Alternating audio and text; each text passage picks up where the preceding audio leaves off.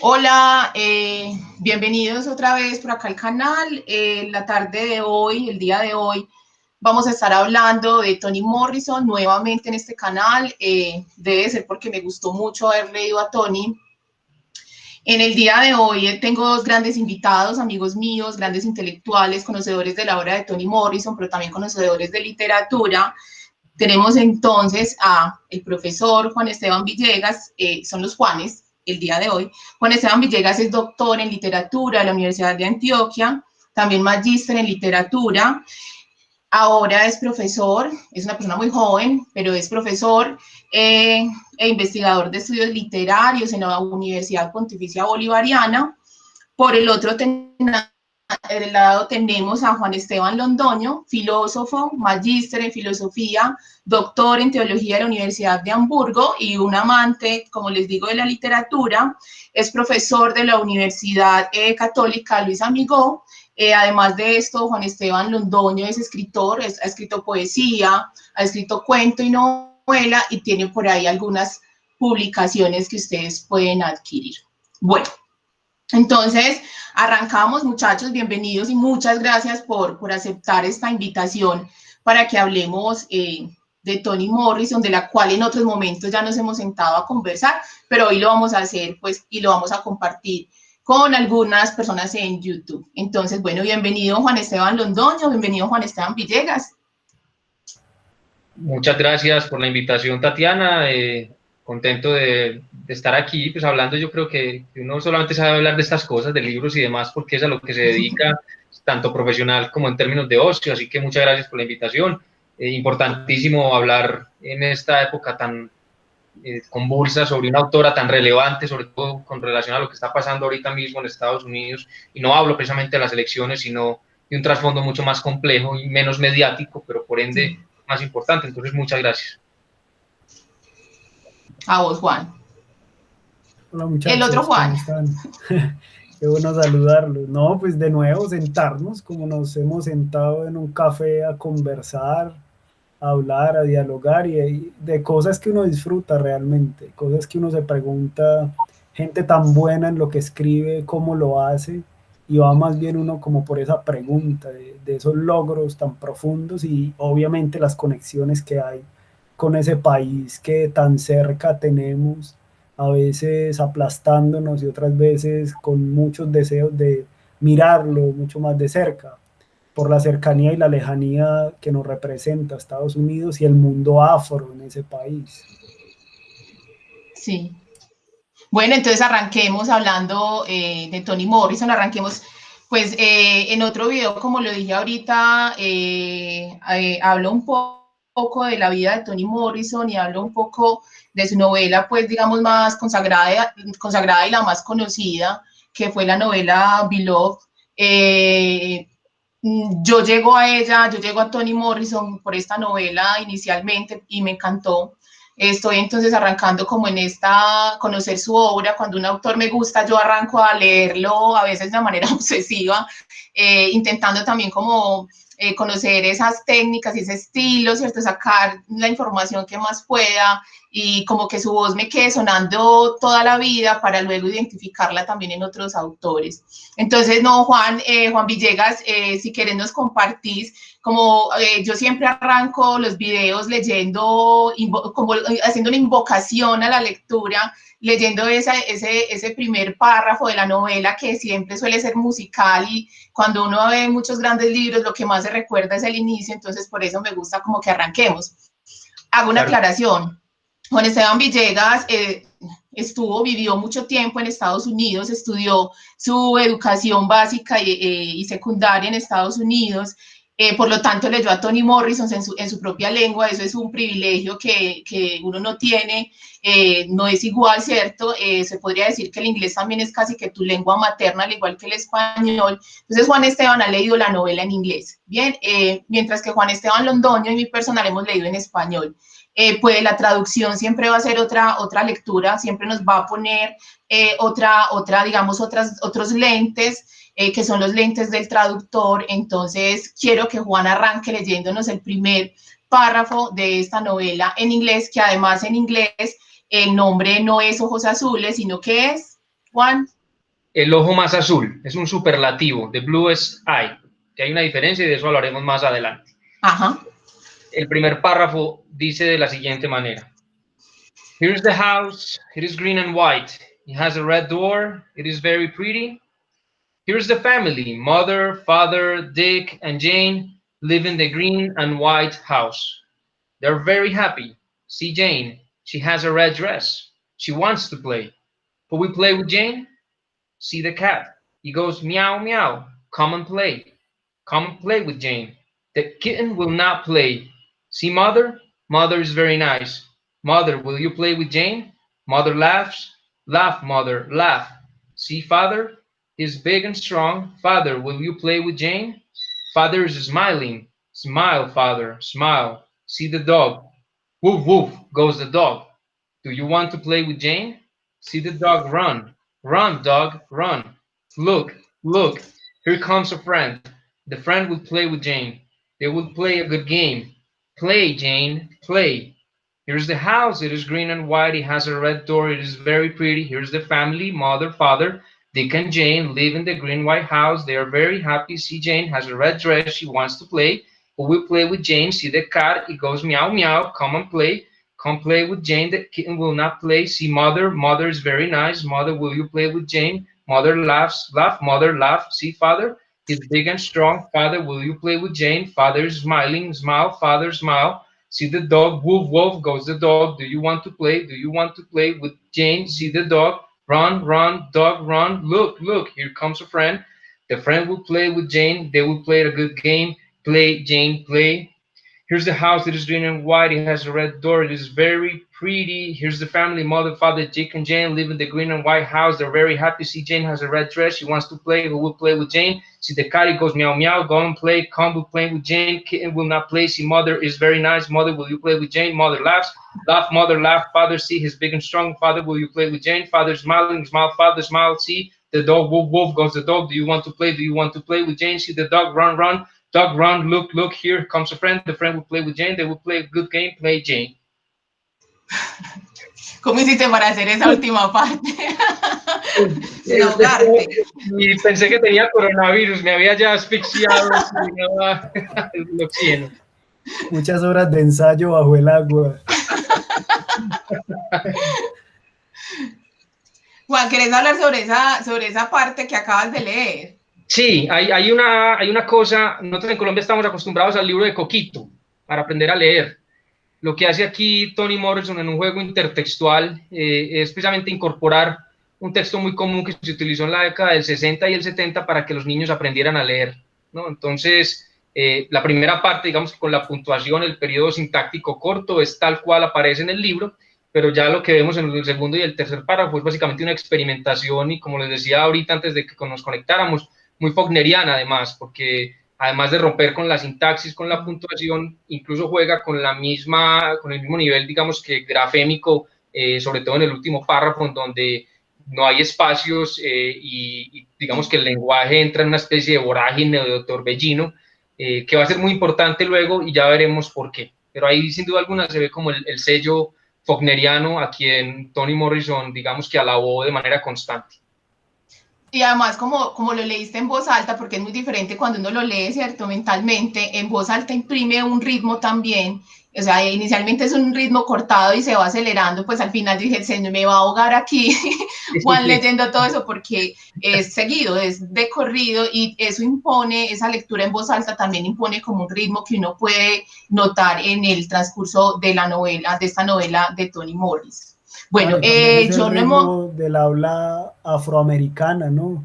Hay mucho de eso, o sea, hay un habla que incluso en español, yo miré unas partecitas en inglés, aunque no tuve el acceso del todo, pero efectivamente es un lenguaje popular que se está transformando en un lenguaje literario. Hay muchísimo en esa novela de eso. Sí, así es. Sí.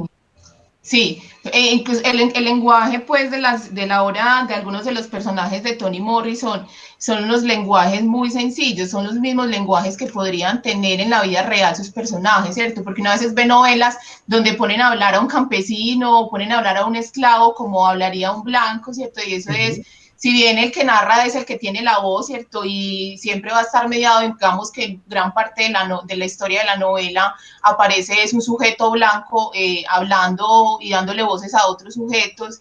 A veces digamos que ahí lo que me parece encantador de algunos autores es que intentan como realmente ser poseídos por esos personajes, y siento que Toni Morrison, si bien es una mujer estadounidense estudiada, porque hay que dejarlo bien claro, es una mujer, era una intelectual, ella respeta la forma de hablar de los personajes y por eso son como tan verosímiles estos personajes que ella construye, ¿cierto? No se queda en una representación o en una idea como típica, sino que realmente se nota el contacto que ella tiene con la población que intenta describir. Pero tampoco los parodia ni los ridiculiza, Para que es nada. otra cosa. Casi siempre cuando uno trata de hablar, digamos, usemos un lenguaje de un barrio popular de Medellín, es muy fácil caer en eso, en ridiculizar sí. Cómo habla la gente. Ella lo hace con mucho respeto, incluso sí. Con mucho cariño. Así es, sí, no hay caricaturización de por medio. No, es un respeto completo por los personajes, incluso por los personajes que uno diría que no son buenos, ¿cierto?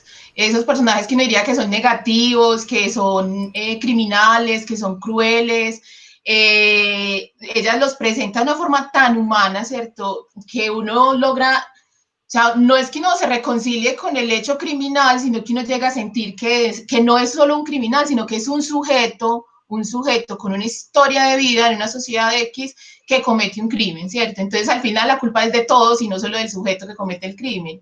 Es lo que yo identifico en varios personajes negativos, por decirlo de alguna manera, en las dos novelas que me he leído de Toni Morrison.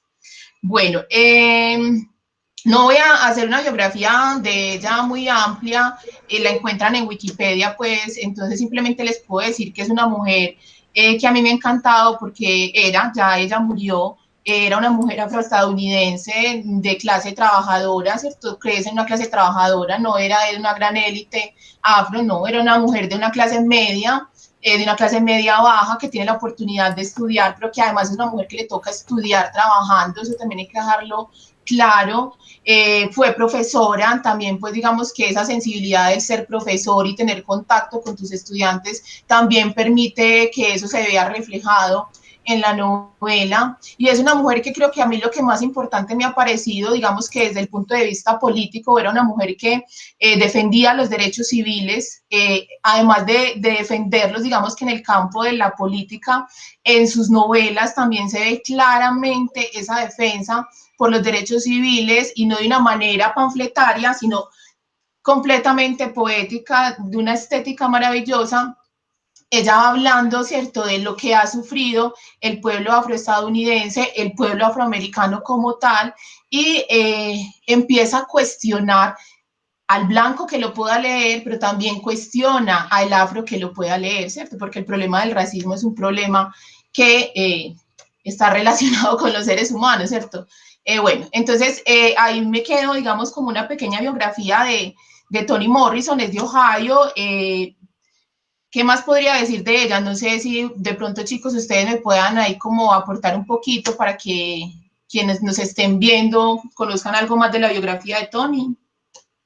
No, pues quizás, y creo que tú lo dijiste tangencialmente, enfatizar el hecho de que fue una mujer que desde su condición de mujer tuvo que luchar en ese momento tan álgido, transicional en términos históricos de los 60 y 70 con o soy madre, o soy profesional, o soy artista, y logró hacerlas las tres porque disfrutó también de su papel como madre, pero eso digamos que no le restó a su labor como académica y como escritora. Entonces simplemente como enfatizar eso me parece importante a la luz pues de su vida. Sí, sí se puede. Y otra cosa importante también es que ella no quería ser rotulada bajo el título de escritora negra o escritora feminista o escritora norteamericana. Ella decía, yo soy escritora, y en el discurso de premio Nobel, cuando recibe el premio Nobel, lo enfatiza bastante. O sea, su labor es ser escritora y no tanto que la pongan ahí, porque a veces ese tipo de cosas puede inferiorizar incluso a la gente, ¿no? Entonces, ay, pobrecita, ella jamás, o sea, jamás pensó que era una pobrecita de nada, jamás, porque nunca lo ha sido, es decir, un ser humano que mira a los ojos a otro ser humano y en su forma de escribir también lo refleja. Y sus personajes, como vos decías ahora, también es eso, son seres humanos dentro de un contexto determinado, pero son capaces siempre de mirarse a los ojos. Sí, qué bello es. Bueno, ahorita Villegas los voy a llamar así como en el ejército, Villegas y Londoño. Sí, porque qué enredo. Sí, sí, sí, sí. Ahorita Villegas nos hablaba pues que encontraba algo faulkneriano en la obra. Yo creo que es que Faulkner, pues alguien que viva después de segunda mitad del siglo XX, todos pues vamos a tener, en todos los autores uno ve, qué maravilla, ¿no? Uno llegar hasta ese punto, o sea, él va a influenciar a todo el mundo, al menos puedo decir que en el mundo occidental. Sí se ve listo. Entonces la pregunta sería, ¿ustedes qué autores, leyendo a Toni Morrison, porque es muy contemporánea, ella es esta novela es de 1970, es su primer novela, Beloved es de 1984, 87, algo así. Es posterior, ¿cierto? Es decir, es una mujer contemporánea, realmente es una mujer contemporánea, ella muere como en el 2008, 2000 algo, ¿bien? Evidentemente vamos a ver a Faulkner, pero ¿qué otros escritores ustedes ven que influencian, que se ven, o sea, que ustedes dijeron, Morrison definitivamente se leyó juiciosamente a quiénes? No sé si Juan quiera comenzar. Bueno, yo diría primero que hay un diálogo con el blues increíble. Sí. La música se refleja mucho ahí, esa música cadenciosa, melancólica, de los barrios bajos que tiene tanta altura en medio de eso. Hay mucho blues ahí, el jazz, de hecho hay una novela de ella que se llama Jazz, que también trata esa temática. Faulkner, sin duda, estaba pensando en este cuento, Una rosa para Emily, a Rose for Emily, pensé muchísimo en ese personaje, Emily, y el lugar del encierro al que llega Pícora, que es uno, pues el personaje principal que se está narrando, creo que están muy cerca, y sin duda alguna, Dostoyevsky, en términos de que Dostoyevsky es aquel que empieza a mirar al que ha cometido crímenes, al abyecto, al que está fuera, al antihéroe, y le da un rostro, una mirada, unas razones. Sin ser yo un conocedor de la literatura norteamericana, lo vincularía ahí, sin duda pues Mark Twain, todo ese mundo del Mississippi, el mundo afro y la música, como he dicho. Sí. Muy bien, yo agregaría, digamos, más entroncado en una tradición estadounidense, hay varios autores que a mi parecer, además de Faulkner, que ya lo hemos mencionado hay 10 veces en menos de 10 minutos, Ralph Ellison. Ralph Ellison escribió un libro hermoso titulado El hombre invisible. Es un hombre negro que camina por Nueva York y nadie lo ve porque es negro, pero él se autoconcibe como un hombre invisible, ¿no? Hay una especie de mágico realismo de por medio, pero es una cuestión racial muy fuerte, entonces yo colocaría, digamos, que a la bandera, o en el principio, pues, de esta génesis, a Ralph Ellison.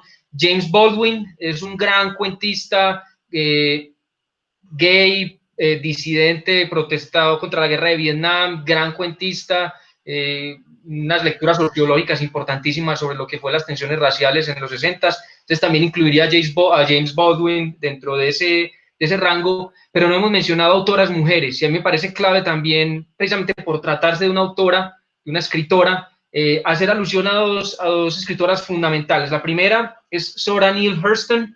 Zora Neale Hurston escribió una novela hermosa llamada Sus ojos también estaban mirando a Dios. Es una especie, un versículo bíblico, una novela hermosa que tiene lugar en Mississippi o en Missouri, en el centro sur del país.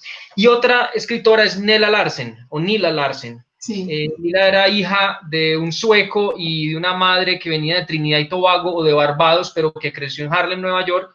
Y la novela más memorable de Nilla Larsen titula Passing. Y Passing es un término racial que se utiliza en Estados Unidos para aquellos negros que pasan como blancos, no solo físicamente, sino mentalmente. Y la novela cuenta la historia de una mujer que logra hacer las dos cosas.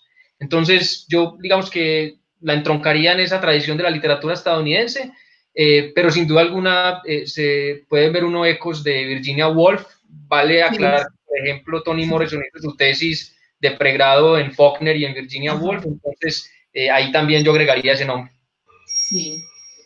Oíste, Juan, lo que estás diciendo ahí, Villegas, lo que estás diciendo ahí, por ejemplo, hay una parte de la novela de En Ojos Azules donde, no recuerdo cuál es el personaje que dice que es un negrito y que es una persona de color, y hace la diferencia. La persona de color es una persona que se viste digna, que se viste bien, que se organiza, y un negrito es una persona que no tiene educación, que se viste, o sea, digamos que es un problema también de clase. Ahí podría ser eso que estás diciendo, esa relación que estás diciendo con Nila, ¿no?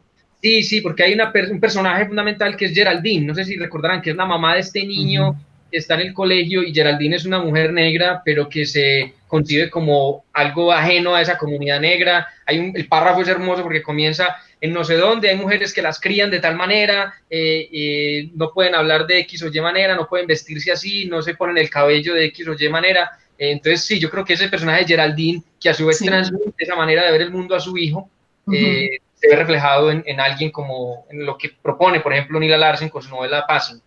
Sí, sí. Yo no la he leído. Yo realmente, Juan, estoy explorando la literatura norteamericana últimamente. Yo había leído a Mark Twain, ¿cierto? A Faulkner, como lo básico, lo súper básico, y estoy empezando a leer cosas de la literatura norteamericana, estadounidense, para ser más concreta, y me estoy empezando a sorprender. Siempre fui muy de literatura europea y del siglo XIX, entonces digamos que me he ido abriendo a otra literatura y me ha gustado mucho. Entonces yo te voy a pedir un gran favor para que pongamos en la descripción los nombres de estos autores norteamericanos para yo poderlos leer, y además para que quien nos esté viendo también pueda leer algunas de estas novelas. Yo no sé si se consigan en español también, esa sería la otra cuestión. Sí, no te sabría. Sí, bueno, listo. Entonces, ya hablamos, sí, yo a quien más vi pues fue a Virginia Woolf, sobre todo por algunos relatos internos de algunas personajes mujeres. Vi mucho a Virginia Woolf. Bueno, hablamos entonces de dónde ven ustedes de dónde fue, digamos, influenciada, o qué tipo de apropiaciones hizo Toni Morrison, pero también habría, no sé, yo creo que ya se podría preguntar, no sé ustedes qué tanto sepan de literatura actual, contemporánea, a quién ha influenciado o qué tan importante fue la literatura, lo que escribió Toni Morrison para la literatura estadounidense, pero también para la literatura universal. Entonces, ¿qué ha influenciado? Si ustedes saben eso, o lo han visto en otros autores, contemporáneos que uno diga, sí, leyeron a Toni Morrison. Juan, o yo. Pues a ver, no, para ser muy concreto, y también mi experiencia es esa, es muy difícil para uno como latinoamericano, educado en una universidad pública, acercarse con respeto frente a lo norteamericano. El cansancio político es tanto que uno no se acerca y no lo mira así. Sí. Entonces, de entrada, yo me acerqué a la literatura norteamericana con Toni Morrison, me había acercado pues mucho más con la música, pero sí he visto una influencia en movimientos feministas afro-latinoamericanos. Entonces fue gracias a pensadoras feministas que me dijeron, ve, esta autora te la recomiendo, es muy buena, a vos que te gusta la literatura, y empecé por ahí y me pareció pues sorprendente realmente, porque el influjo en los movimientos sociales que ella tiene es bastante llamativo. Sí, Villegas. Yo agregaría, a ver, sin duda, Toni ha tenido una estela, un legado muy profundo en autores afro-norteamericanos actuales. Yo puedo pensar en 4 o 5 que he leído. Es imposible conseguir sus libros aquí. De entrada, pues, es decir, las veces que los he comprado es porque he tenido la oportunidad pues, de viajar donde vive mi familia en Nueva York, y se consiguen. Pero digamos que el primero... Pero en inglés. En inglés, exactamente. En español, que yo sepa, por lo menos ni siquiera en pretexto, la editorial española que ha traducido tantos autores gringos se encuentran. Entonces... Sería genial que el imperialismo también trajera novela, ¿no? Pues, exacto. Por favor, literatura. Yo incluiría ahí a Taín Vallés. Taín Vallés es un poeta, ganó el premio Pulitzer de poesía en el 2017, es un poeta afro. Lo tradujeron hace poco en Chile, ¿no? En Santiago. Creo, sí, señor. Sí, yo leí algo en español sobre él. Sí. Colson Whitehead nació en el 69, premio Pulitzer de novela, es decir, Taín Vallés fue de poesía y Whitehead fue de novela, ambos en el 2017, ganó también el National Book Award o el Premio Nacional del Libro en Estados Unidos en el 2016, y dos escritoras mujeres claves también, que es Roxane Gay, del 74, y Tayari Jones, ¿no? Que ganó en el 2019, el año pasado, el premio literario de literatura, perdón, escrita por mujeres, de Women's Book Award. Entonces yo diría que en términos más actuales, en los últimos ni siquiera 10 años, sino 4 o 5 años, sí, estarían esos 4 autores. Sí, yo hice un videito por ahí, Rota, en el canal, un videito de Whitehead sobre el ferrocarril subterráneo. También, pues, si alguien está interesado. Ese libro se consigue en español, mira, y es barato, o sea, es un libro económico, es un libro que cuesta menos de 30.000 pesos, eso también hay que dejarlo claro, pues, porque a veces también que no sea económico, ayuda a que la gente lo lea. Y sí, es un libro muy reciente, pero sí se consigue en español. Bueno, ahora sí, arranquemos entonces a hablar de Ojos Azules.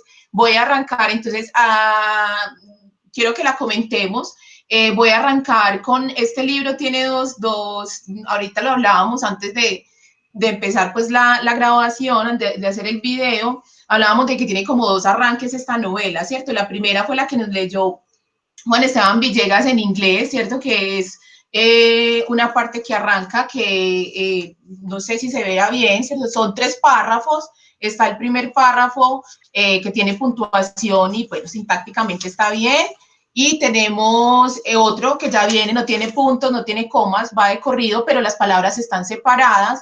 Y luego van a encontrar uno que es, no, o sea, es muy difícil de leer porque todas las letras están juntas, ¿cierto? Entonces, por eso felicitábamos a Juan por haber podido leer eso así, porque no se entiende. Pero luego, bueno, estos primeros 3 párrafos se van a convertir dentro de la novela. Esto es como, de alguna manera, también la tabla de contenido, porque cada frase luego se va a convertir en el título de algunos capítulos. Bien, les voy a arrancar a leer entonces cómo arranca ya como tal la novela, la narración. La voy a leer en español porque yo me lo leí en español y mi inglés no es tan bueno. Bueno, aunque nadie diga nada, en el otoño de 1941 no hubo caléndulas. Creíamos entonces que si las caléndulas no habían crecido, era debido a que Pécola iba a tener el bebé de su padre. Una ligera inspección y un punto menos de melancolía nos habrían demostrado que no fueron nuestras semillas las únicas que no germinaron. No lo hicieron las semillas de nadie, ni tan siquiera los jardines que dan frente al lago tuvieron aquel año caléndulas. Pero tan profundo era nuestro interés por la salud y el alumbramiento sin problemas del bebé de Pécola que no podíamos pensar en otra cosa que en nuestra propia magia. Si plantábamos la semilla y proferíamos las palabras adecuadas, brotarían y todo marcharía bien. Ese es el primer párrafo, ¿cierto? Y ya de ahí sigue. Entonces hablemos entonces ya sí de la novela, para que yo no sea la que tanto hable. Arranquemos, si quieren arrancamos hablando de la estructura. Si quieren hablamos, no sé, de la parte estética, Juan Esteban Londoño, no sé, ¿por dónde quiere que arranquemos? Pues la estructura, no, pues, yo creo que... Dale, Juan, qué pena. Sí, está bien, iba por ahí. Pero lo primero así que me hace pensar es que la novela nos adelanta un montón de cosas y desde la primera línea nos dice, vea, yo les voy a mostrar 2 cosas. Una, el tema del silencio. Vamos a romper el silencio, aunque nadie diga nada. Y es el silencio frente a las temáticas que despiertan, frente al racismo, frente al incesto, al acoso sexual, a la menstruación, a la prostitución, a la enfermedad mental. Y es una afrodescendiente hablando de lo que ocurre en la vida de los afrodescendientes. Pues casi siempre se dice la ropa sucia se lava en casa y no decimos lo nuestro frente a los demás, pero ella lo expone. Creo que es muy llamativo eso. Y luego también es mostrar lo raro o lo no dicho, ese de, es que no hubo caléndulas en ese otoño, y más bien es eso, o sea, vamos a mostrar lo extraño, y eso ahí, digamos, nos arroja un poco a lo que estás diciendo, y llegas al tema de la estructura, porque hay un montón de saltos en el tiempo. Sí. O sea, está estructurada, primero ahí está la indicación de estructura por estación del año, es el otoño, y entonces nos lleva por las 4 estaciones, y luego también el salto de tiempo, porque ya nos está contando una cosa que es definitiva en la novela, es decir, uno va leyendo y es como si estuviera descubriendo algo que ya sabía, pero que no lo había visto con atención suficiente. y es parte del elemento sorpresa, ¿no? Así es. Yo creo que también valdría la pena, es decir, es ampliamente sabido que García Márquez y Toni Morrison eran íntimos amigos junto con Carlos Fuentes. Hay una hermosa foto de los tres sentados en un sillón riéndose. Y esa manera de narrar partiendo del final ya la habíamos visto en Crónica de una muerte anunciada, que es una novela que está casi a 5 o 6 años de haber sido publicada, de esta pues del Ojo Más Azul, Crónicas del 81 si no estoy mal, y esta del 74, 72, no recuerdo. Entonces, digamos que ahí también podríamos ver el sello o el universo imaginario compartido con escritores que nos son más cercanos a nosotros como lectores latinoamericanos, ¿cierto? Lo de las estaciones es clave. Yo creo que hay una especie de estética neorromántica ya en ese primer capítulo que leía Tatiana ahorita, de las semillas, de lo que no creció, de lo que no... Es decir, lo remiten a uno como ese imaginario bucólico truncado del siglo XIX, de un amor fallido, no necesariamente erótico, sino más filial o de otro tipo, pues de otra índole. Pero entonces sí veo yo como muchos diálogos también con la literatura desde el siglo XIX, que entre otras cosas fue muy rica en Estados Unidos. Es decir, el romanticismo estadounidense ha marcado a muchas estéticas literarias desde ahí en adelante. Basta con pensar en lo que hacen Dickinson y lo que hacen Whitman. Entonces yo agregaría que estéticamente hablando también hay un sello neorromántico de por medio, por lo menos en esta primera parte y en ese juego con la naturaleza y el paisaje. Sí, sí. Bueno, a mí, para los que no han leído a Morrison, no es una, les digo de entrada, ya también lo decía Villegas, empieza por un final, o bueno, relatando realmente, solo de pronto uno al final podría entenderlo. Lo que vemos en Toni Morrison es que ella va armando un rompecabezas, las obras de ella no son lineales. Entonces, cuando yo la he puesto a leer, hay gente que me pregunta que qué lee, yo le voy diciendo y la arrancan a leer, y una de las primeras cuestiones que me dicen es muy enredada. Yo digo, no, tienes que leerla, no te des por vencido, no vas a entender, simplemente ve guardando la información, guarda la información. Y luego al final de la novela es una cuestión hermosa, porque al final ella se cierra, ella logra llenar absolutamente todo el espacio, pero ella no es tan gentil con el lector. No porque lo haga mal, es porque lo hace sumamente bien, y ella considera que su lector es un ser inteligente que puede ir armando todas esas piezas. Y al final, cuando uno termina de leer una obra de Morrison, lo que uno siente es que armó un edificio, y uno siente como, wow, era esto lo que ella me quería decir desde el principio. Cuando lo relees, te das dando, claro, ya ahí tenés como el paisaje completo y empiezas a entender, ¿cierto? Con razón. Desde el principio nos está dando gran información de lo que se va a desarrollar en la novela. Hay una cuestión que a mí me pareció y que pues se nota acá en la lectura juiciosa que hice de la novela, y es, por ejemplo, los rosaditos son, ella tiene varios narradores, el narrador siempre es el mismo.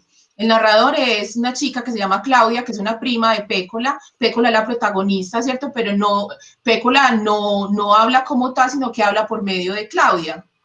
Y Claudia tiene como, yo no sé, ustedes me pueden ayudar ahí, sobre todo pues que saben tanto de literatura, porque por ejemplo, los que están en rosado, cada vez que ella arranca una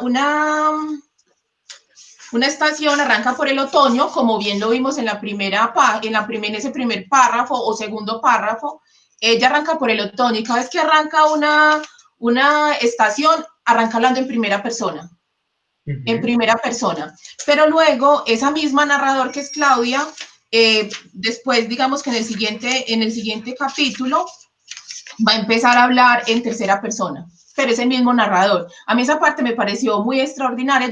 Me gusta mucho mirar los puntos de vista y los narradores que emplean los autores, porque a veces pues uno va leyendo de pronto que uno no se da cuenta, pero es importantísimo, porque la voz que emplea cuando tú la estás leyendo depende de la cercanía, ¿cierto? A ver, ¿cómo explico? Cuando te están hablando en primera persona, te está hablando directamente, te está contando algo íntimo a vos, entonces vos lo sentís que te habla al oído.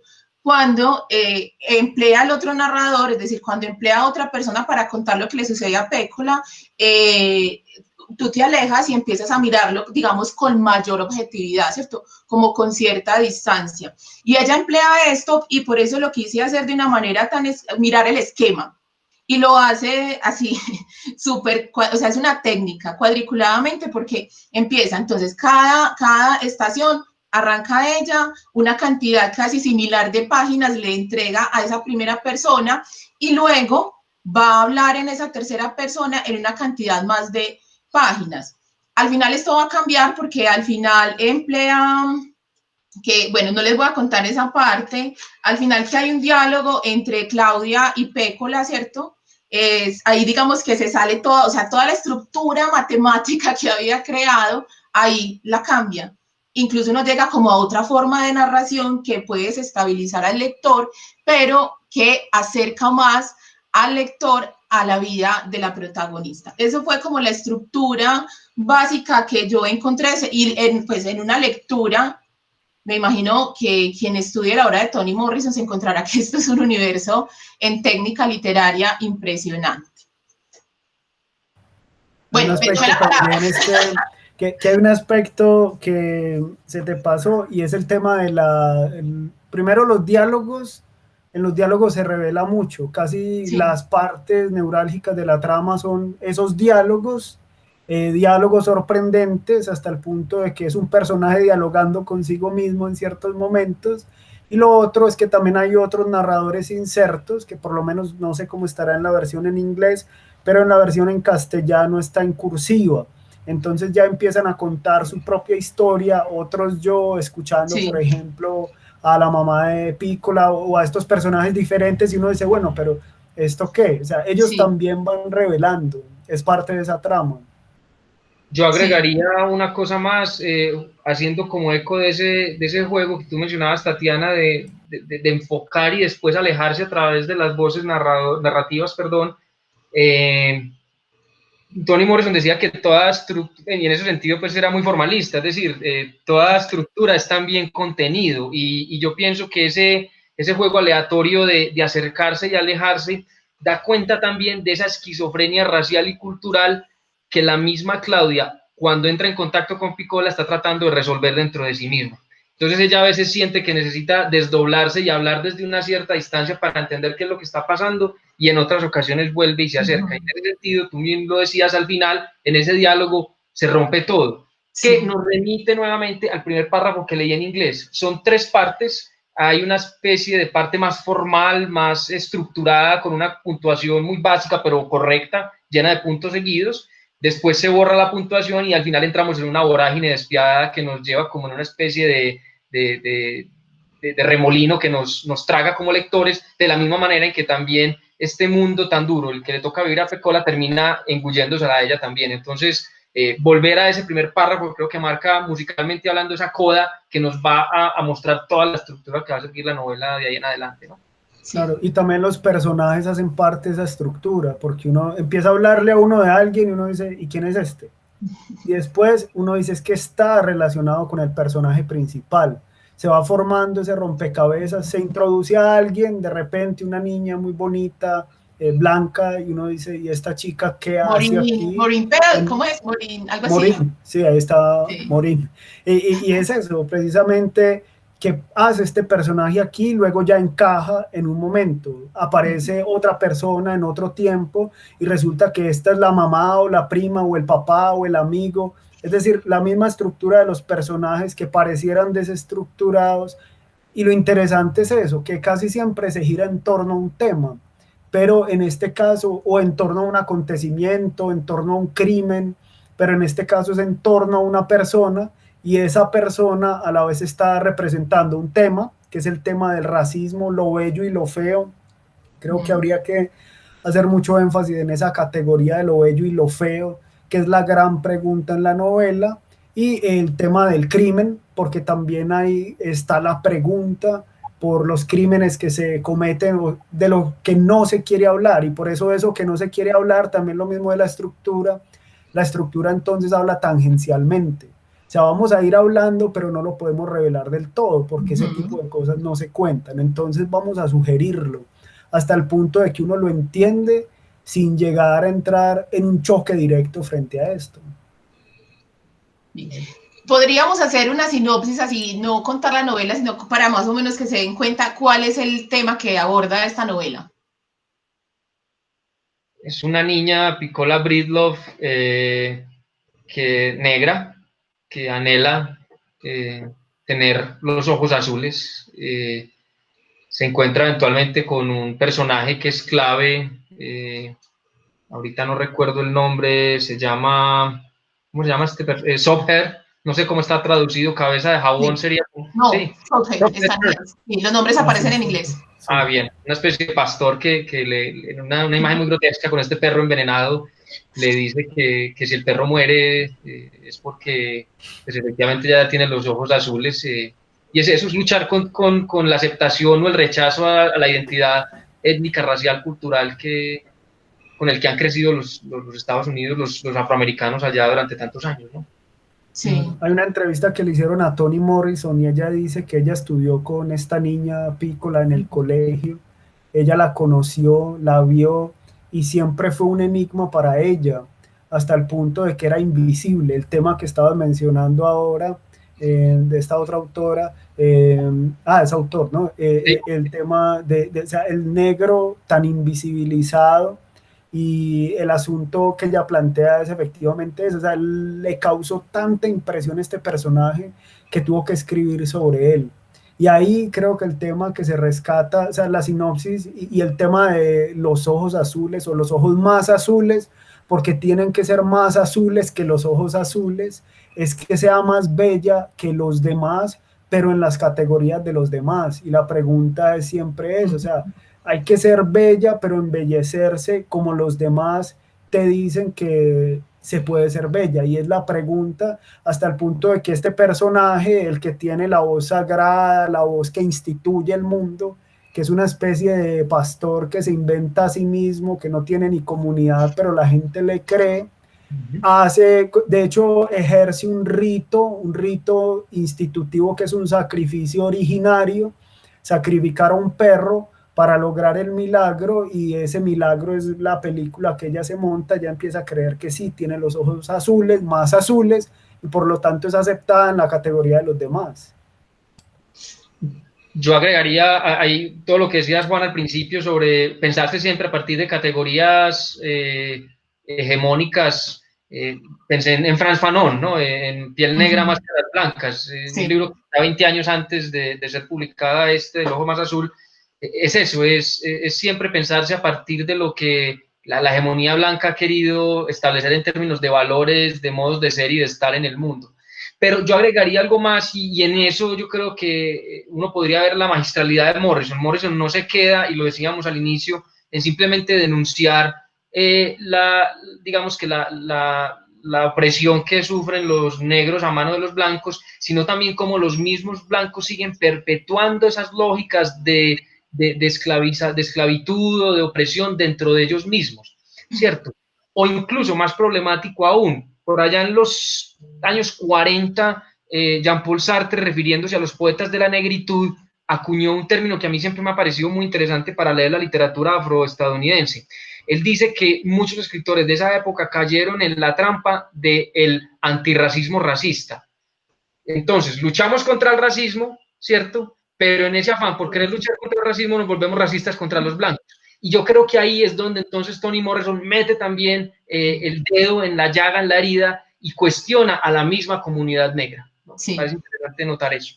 Sí, sí, eso es totalmente cierto. Esta novela es de 1970, la primera novela, ya lo decíamos ahorita, de Toni Morrison, y si miramos pues en contexto, teniendo en cuenta de que, o sea, la chica está siguiendo un patrón de belleza, una idea de belleza que es la belleza blanca, la belleza, digamos, de la Europa occidental, que luego va a llegar a colonizar el mundo, todo el mundo americano.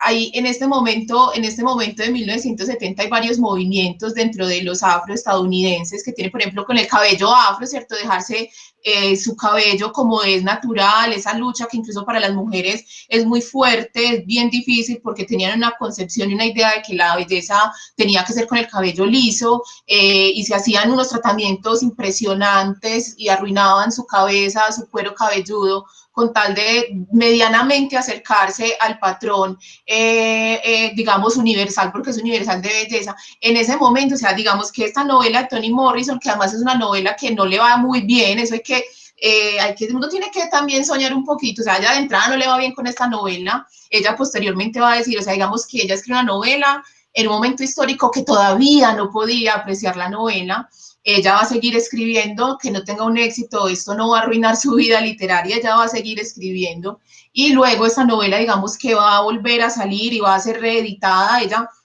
en esta versión que nosotros tenemos en español, es una edición donde ella ya escribe, frente a esta novela, escribe un epílogo. En ese epílogo ella cuenta bastantes cosas de esta construcción, y en otras entrevistas también que ella hace, que ella da, también explica lo que sucede en torno a esta novela. Entonces, esta crítica, porque es una crítica frente a los modelos que se establecen, digamos, hegemónicamente, pero también es una crítica a la aceptación y a continuar con esos modelos y no aceptarse a sí mismo. Bueno, ella realmente va a ser exitoso posteriormente en la década de los 80, ¿cierto? Entonces, eso no la frustra. Por otro lado, yo pienso eso en el mundo americano. Nosotros, y eso era una cuestión que yo veía mucho cuando estaba en México, en Colombia no tanto porque somos más mestizos, ¿cierto? Somos como esa mezcla tan grande entre el blanco, el afro y el nativo americano, que a veces es muy difícil, ¿cierto? Como que tripartito, pues como que se rompe. En el caso mexicano vemos mucha apariencia, un porcentaje muy alto de la población es de una apariencia indígena, pero los modelos que tú ves en la televisión, en todas partes son blancos, ¿cierto? Es una cuestión bastante fuerte, y aunque a veces se rían sobre todo de esto, algunos que critican algunas posiciones del feminismo donde decimos a las mujeres nos imponen patrones de belleza, categorías de belleza, y algunos hombres se ríen de esto porque consideran que están libres de estos patrones. Eso no es cierto. Bien, la publicidad es uno de los grandes patrones, y es muy difícil para un mexicano, para un colombiano, para un peruano, saberse que no es tan bello y que nunca jamás protagonizaría un comercial de cerveza, un comercial de cualquier tipo de producto, ¿cierto? Un producto de belleza, un producto de ropa, porque hay unas categorías.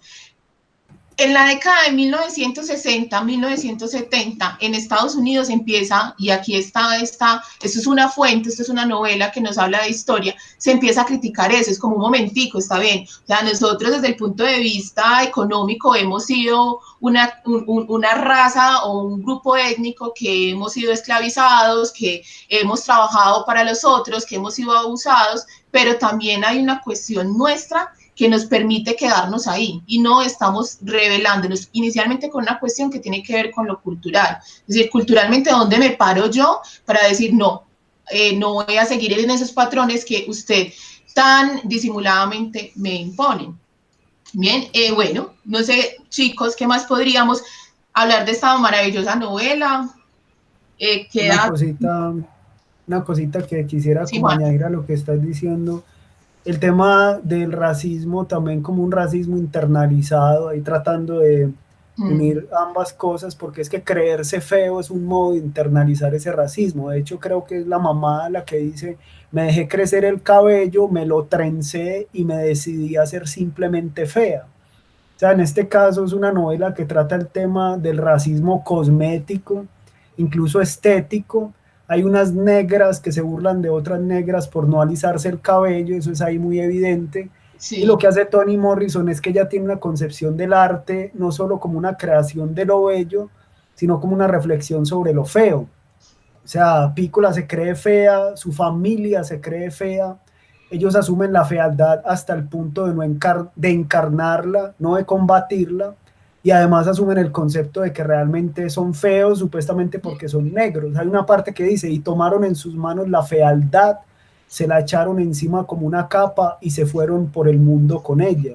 O sea, en la novela la fealdad es el resultado de la desesperanza y la pobreza, pero lo interesante ahí, y en esto traigo a colación a Theodor Adorno, cuando él dice que es importante incluir lo feo en el arte dentro de una estructura bien armada, porque también es necesario mostrar eso, o sea, rescatar las condiciones sucias en que vive la gente, las condiciones incluso de la moralidad muy cuestionable, porque la novela toca esos temas, y de ese modo, no tanto una protesta panfletaria, decir que eso está mal, ni hay una moralina en la novela, sino que lo muestra con mucho cariño, con mucha ternura por los personajes, pero eso mismo es lo que muestra, vea, es que así vive la gente, y solo mostrándolo de ese modo y estructurándolo, es decir, incluir como un montón de pedacitos supuestamente feos, que en realidad no son feos, sino que son otros, son distintos a lo estándar, pero incluirlos dentro de una estructura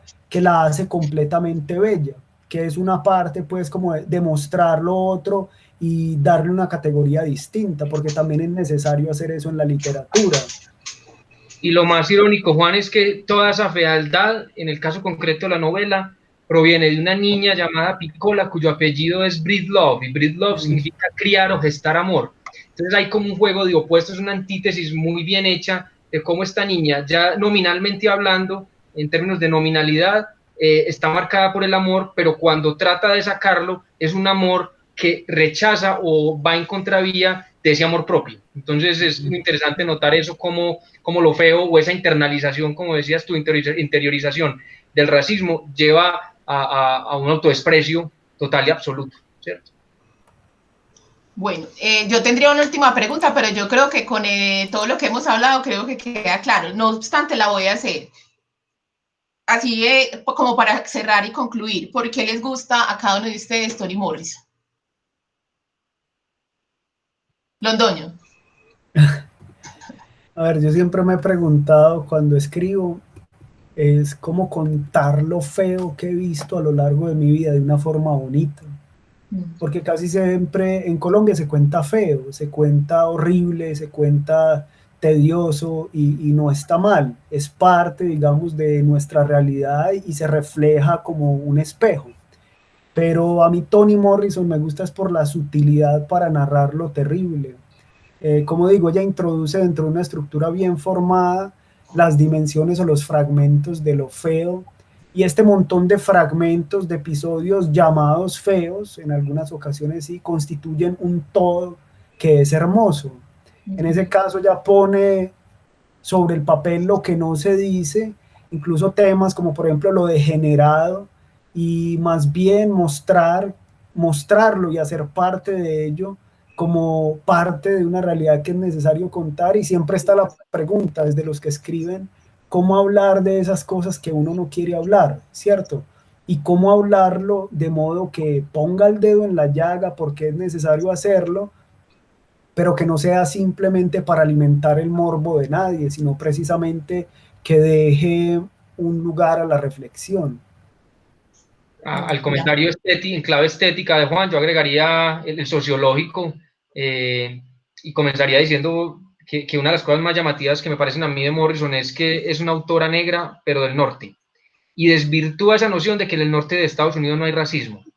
Es decir, tenemos en el imaginario que solo los estados sureños, el llamado círculo bíblico, el Bible Belt, es el que ha, digamos que históricamente expoliado y asesinado a los negros, pero lo que hace entonces Morrison en toda su literatura es mostrar cómo también desde el norte, ¿cierto?, se gesta esas lógicas de discriminación que los negros también han sufrido. En un momento dado de la novela, ella personifica Estados Unidos y los lagos de arriba de Michigan que separan a Estados Unidos con Canadá, le llama el Gran Ojo. Es como si fuera el ojo de Dios viendo a Estados Unidos desde arriba hacia abajo y mostrando que incluso en la cabeza de ese cuerpo llamado Estados Unidos, el norte, hay también racismo. Es decir, donde debería existir la razón, la sensatez y demás, también se pueden vivir casos tan extremos de racismo como el que vemos en esta novela en particular. Bueno, a mí no me gusta, yo la detesto. Yo le decía una vez a Juan, porque es que me da una envidia. Uno como no nace tan teso, o sea, ¿por qué ella y por qué no yo?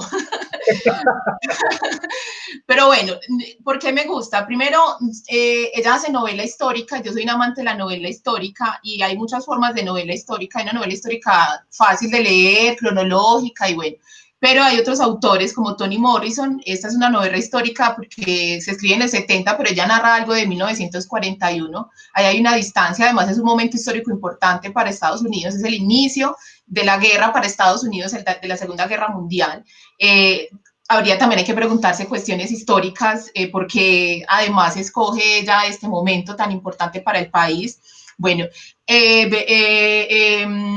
su otra novela, se me olvidó el nombre. Canción de Salomón, Beloved. Es una novela también sumamente histórica, es una novela que aborda el siglo XIX. Bueno, entonces es una autora que tiene una conciencia de la historia, que no tiene que ser novelas que se vuelvan a la Edad Media o al origen de los tiempos, sino que son cosas que están muy cerquita, que todavía laten en el presente y que ella logra verlos y logra explicarlos y darle solución y de plantear problemáticas de una manera muy interesante. Para los historiadores y para los que les gusta la novela histórica, creo que es una gran maestra, tiene, bueno, hay que estudiarla porque no es tan sencilla y al estudiarla, digamos que es como acercarse a una piedra preciosa y encontrar cada vez como esa perfección, esa belleza que tiene Morrison en la narrativa. Y llevo 2 novelas nada más, entonces yo no sé qué vaya a suceder cuando lea el resto, lo que me falta. Bueno, a los que llegaron hasta acá del video, muchas gracias. A Juan Esteban Londoño, muchas gracias. A Juan Esteban Villegas, muchas gracias por compartir esto con nosotros, por ponernos pues también como a vibrar y a partir de ese conocimiento tan importante que tienen, compartirlo con nosotros. A los que vieron el video hasta el final, muchas gracias por verlo. Gracias por estar en el canal. Les pido pues el favorcito que se suscriban, que activen la campanita para que les lleguen las cositas que voy haciendo. Me gusta esto de poder estar invitando personas que saben tanto. Y bueno, no, compártanlo, esto es conocimiento, esto hay que compartirlo para que la gente sepa que esto se puede, que esto es gratis, que el conocimiento es gratis y que bueno, no necesariamente hay que ir a la universidad para conocer cosas bacanas y cosas bonitas y cosas para pensar. Bueno, chicos, muchas gracias. Dejo de grabar y seguimos chismoseando otro ratico. Y a los que nos están siguiendo aquí en el canal, pues bueno, muchas gracias por vernos. Chao, chao. Muy bien. Chao, gracias.